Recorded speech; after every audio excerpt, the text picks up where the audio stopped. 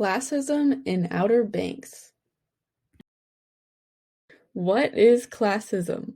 Classism is the unfair treatment or discrimination against someone based on social class. What is Outer Banks? Outer Banks is a show that follows John B. and his close group of angsty friends from the other side of the marsh. They are on the hunt for a sunken ship called the Royal Merchant. It is commonly believed that the merchant sank with $400 million worth of gold.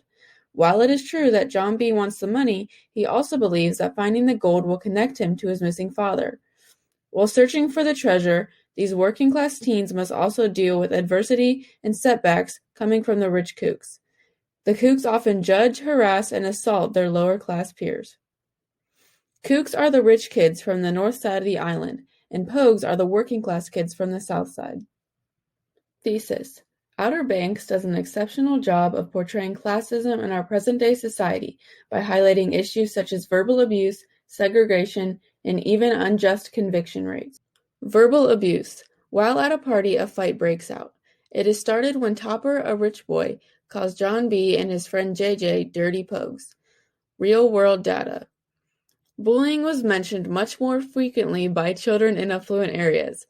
Several described what was clearly poverty-related bullying, being told they were dirty or had nasty habits because they came from a poor family. Segregation. Outer Banks depicts kooks and pogues as if they were living in two separate worlds. For example, they live on two different sides of town. Real-world data. As fewer and fewer people are in the middle and more people are in the extremes, housing markets tend to produce higher levels of social class segregation, higher levels of segregation on the basis of income. Unjust conviction rates. When JJ is arrested, his restitution ends up being $25,000. That is an unfair amount that he would not be able to pay off. Sarah's brother and Topper's best friend Rafe is addicted to cocaine. He steals money from his dad in order to repay the debt to his drug dealer. This activity can potentially put his entire family in danger. What would happen to Rafe if he was caught? Real-world data. People without financial means remain in jail prior to trial because they cannot afford bail, resulting in higher conviction rate. Individuals who cannot afford to pay off court debt have their licenses suspended, sending them into an inescapable cycle of unemployment and hardship.